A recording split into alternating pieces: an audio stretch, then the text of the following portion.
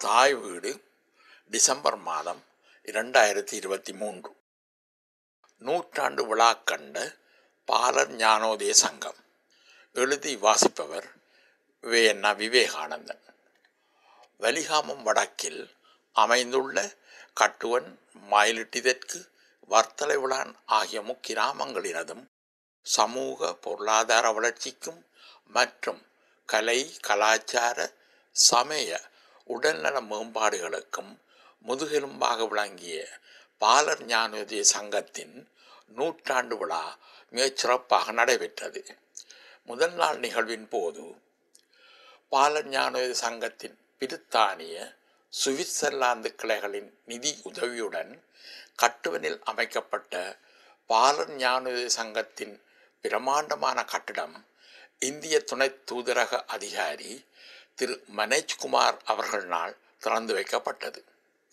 சங்க தலைவர் திரு நானா பாலச்சந்திரன், பிரித்தானிய கிளையின் தலைவர் திரு கானா கணேசநாதன், தெல்லிப்பளை பிரதேச சபை முன்னாள் தலைவர் திரு சுகீர்தன், இந்திய துணை தூதுவர் திரு மனோஜ்குமார், யாழ் பல்கலைக்கழக முன்னாள் உபவேந்தர் திரு நாவண்ணா சண்முகலிங்கம், முன்னாள் கிராம சேவகர் திரு கானா கனகநாயகம் ஆகியோர் உரை நிகழ்த்தினர்.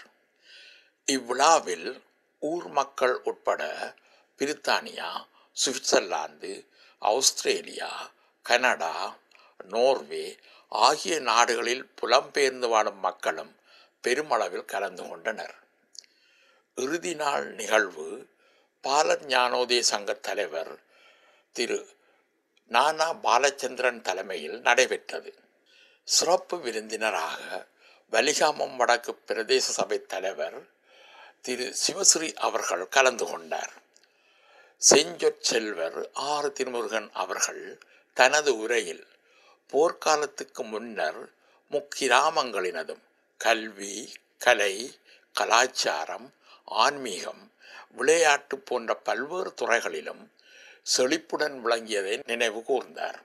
உரைகளை தொடர்ந்து இன்றும் அம்மண்ணுக்கே உரிய தனித்துவமான கலை, கலாச்சார பண்பாடுகளை பேணி பாதுகாத்து வரும் கலைஞர்களும் நூற்றாண்டு மண்டபத்தினை ஒரு வருடத்துக்குள் கட்டி முடிக்க அயராது உழைத்தவர்களும் கௌரவிக்கப்பட்டனர்.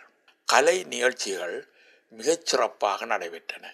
கட்டுவனூரின் தனித்துவம் மிக்க கலை வடிவமான வசந்த நாடகமும் சிறப்பாக மேடையேற்றப்பட்டது. அத்துடன் நூற்றாண்டு மலரும், எமது கிராமங்களும் அவற்றை செதுக்கிய சிற்பிகளும் என்னும் நூலும் வெளியிடப்பட்டன. இரு நாள் நிகழ்ச்சிகளையும் சுவிட்சர்லாந்து பாலர் ஞானோதய சங்க கிளையின் செயலாளர் திருமதி கமலினி ஸ்ரீதரன் அவர்களும், பிரித்தானிய கிளையின் உறுப்பினர் கலாநிதி சங்கரப்பிள்ளை சிவானந்தா அவர்களும் சிறப்பாக தொகுத்து வழங்கியிருந்தனர். நன்றி, வணக்கம்.